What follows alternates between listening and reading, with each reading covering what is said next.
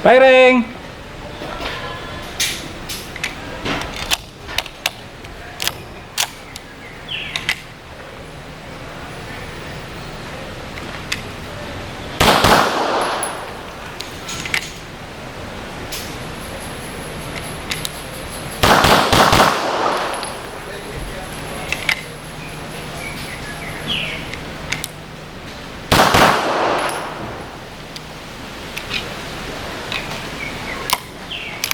Ayos! Oh, dating SPO1 Shadow 1, ginawa siyang optics division.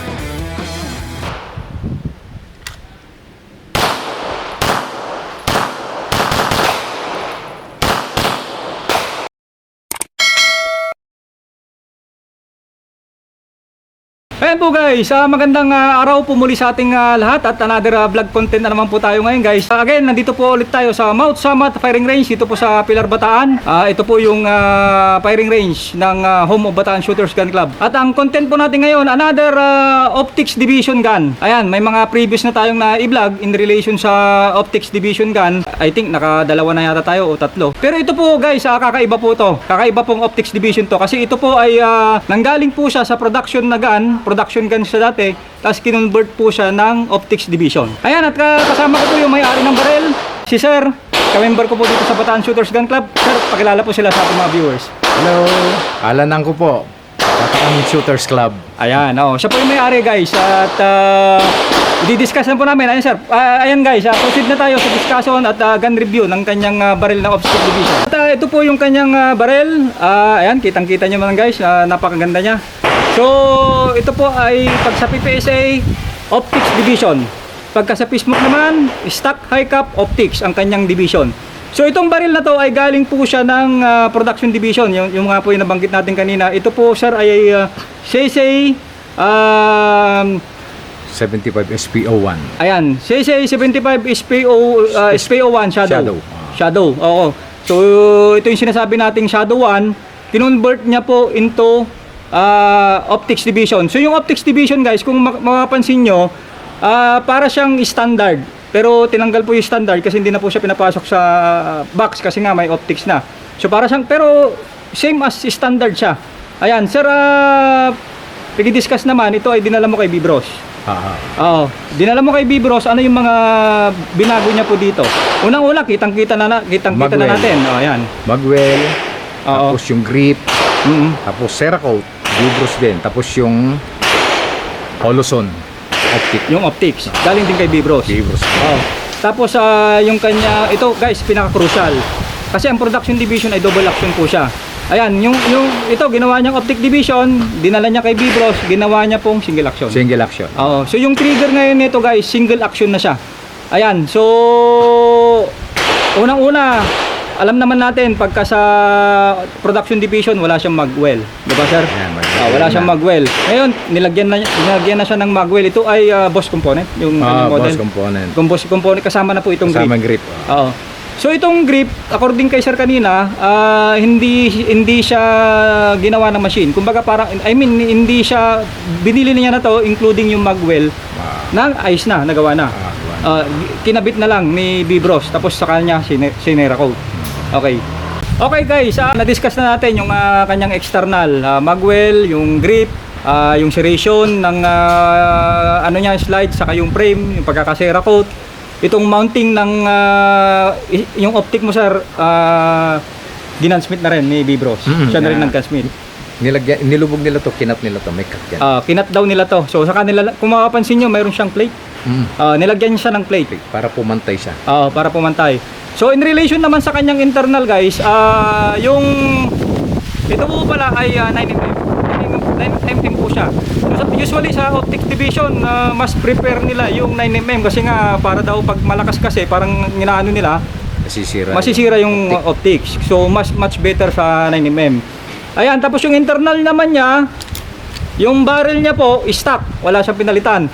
So yung internal, pinalitan niya lang yung itong single action. Component na po ito ni Bibros. Trigger job. Trigger job. Ang trigger niya po ito, guys, mga nasa ano po siguro to? Recoil spring, yan, malambot. Oo.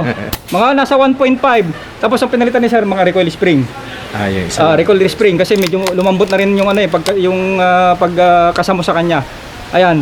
So 9mm sir, nung ito ay SP01, ilang magazine ang kasama niya nung na-purchase? Tatlo.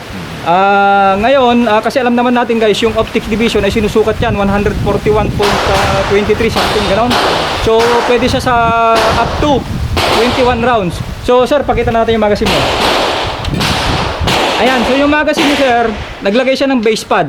Ito ay boss component plus 2. So dati siyang ilang rounds sir? 18. Nung 18 rounds siya plus 2, so ngayon po ay nasa 20. Abot ng 20 kaya. 20 rounds. 20 rounds kasi yung mga ibang na-vlog natin guys, 21 rounds yung ano nila, yung magazine nila. Kasi tinanggal ko yung laman. May laman kasi loob nito. Oo. Ayan. So 90, so sa ngayon 20 rounds siya, pero pwede pa siyang gawing yung mga iba kasi yung mga interview na natin si Jessica Tampoco 21 rounds yung kanyang magazine. But si Sir ay 20 rounds. Ayan, so ito po yung another tips natin na yung sa CC Shadow 1 or SPO1 ay pwede palang gawing optic division. Gagawin natin single action. Ayan guys, at maraming salamat sir sa pagpapaunlak ng ating vlog interview at sa pag-share mo ng yung barel at napakaganda. Ayan. Thank you. Testing po natin yung accuracy. Saka yung laro mamaya sir, panoorin natin kung paano niya po i-run dun sa House of Fire stages. Ayan guys. Good morning. This is a straight line short course. 8 market, 2 meter. Okay, turno shoot. Shooter standing on market, facing down range. Okay.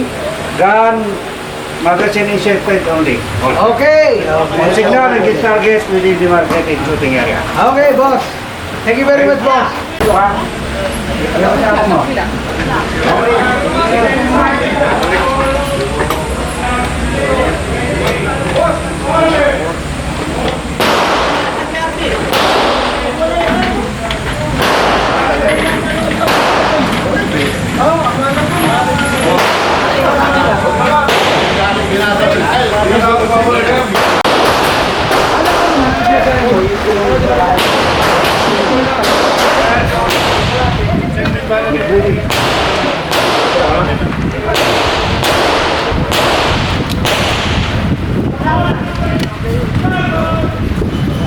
Ready?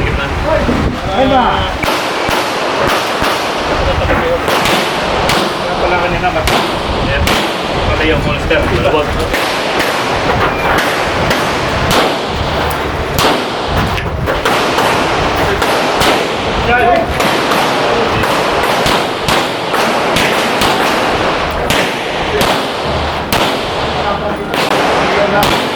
If you finish,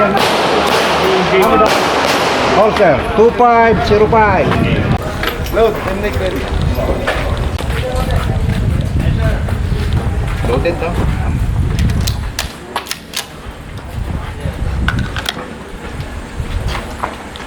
Are you ready? Stand by.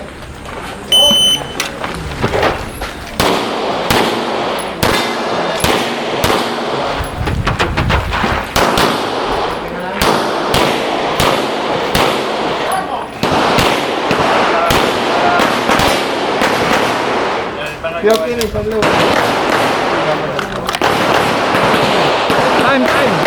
Time. Alright,